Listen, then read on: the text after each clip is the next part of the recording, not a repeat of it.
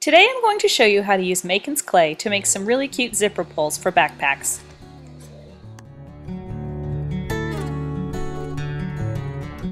Open your package of white Makin's clay and just cut off the amount you're going to need.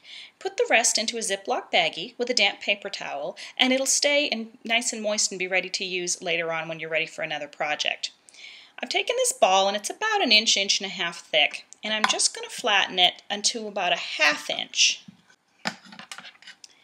I've left it this thick because it's going to be a zipper pull and it's going to take a lot of use throughout the school year, so we want it to be good and sturdy. Makin's clay is flexible and does have bend to it, but we still want a good solid chunk for this project. So once you get it rolled to about a ½ inch, it's time to take a clay cutter, and we're using this cute little kitty head,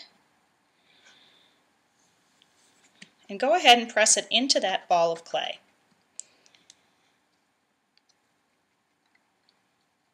We'll remove our excess, and then you're going to carefully push that clay kitty out of the clay cutter. If he gets fingerprints on his face, you can just smooth them out with your fingertip a little bit. So there's our kitty head. Now we need to make a hole in him in order to string the ribbon through that we're going to use to tie it to the zipper pull or key ring. I didn't want to put my hole right through the middle of the kitty. I wanted it to not show, and I wanted him to lie flat. So I took a large caliber embroidery needle, you could also use a toothpick or something similar, and pushed it through to the other side. Kind of wiggled it around a little bit to make that hole a little bit larger. And then I went back through the opposite side and did the same. Again, smoothing any rough edges with your fingertip. So there's our holes on both sides.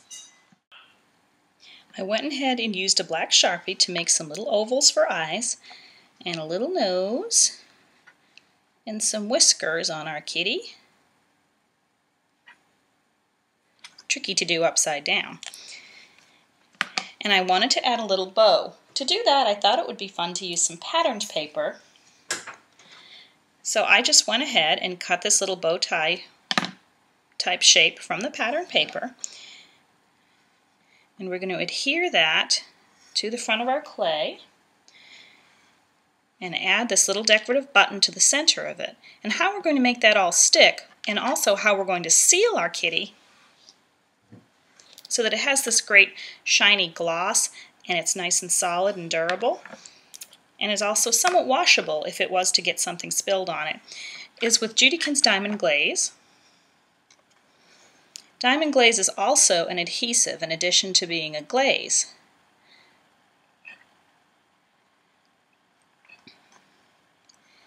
So I coat the kitty's face.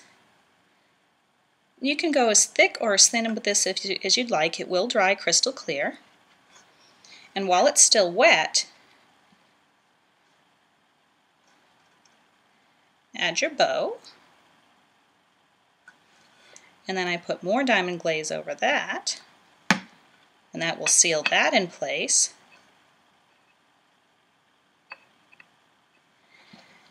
And lastly, I put the button on in the center and added more diamond glaze over that.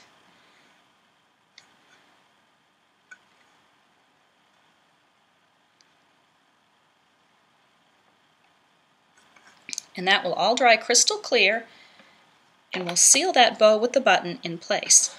Once this top layer is dry and your clay has thoroughly cured, about 24 hours, I went ahead and I added a layer of diamond glaze over the rest of the kitty to seal him up too, on the back and on the sides. In order to string him onto our jump ring, or key ring,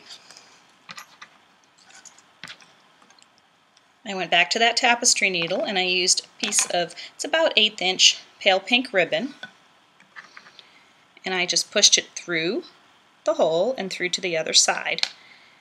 And then I simply just tied it with 2 or 3 good solid knots, because again, you want it strong enough that it'll take the pulling of your child opening their backpack or their zippered notebook case. With this kitty, I thought it was cute to kind of leave a little decorative bow there. But you can also, as I've done with this turtle one that I made, also using the Makin's clay cutter set, is I tied it tight on the back, but the ribbon does not show. And I did the same thing with this one. The ribbon does not show on this butterfly one, which was again done with the white clay and markers and then diamond glaze over it to give it that great shiny finish. The options are endless. There's all sorts of shapes. You could do initials, you could do any kind of animal, you could change up the color of your kitty, make a dog, make a flower, make a butterfly, make any sort of critter you'd like for these zipper pulls. I hope you liked this fun Makin's Clay project. Stay tuned for the next project on Creatively Crafty with Cindi McGee. For more creative Makin's Clay project ideas, visit www.makinsclayblog.blogspot.com.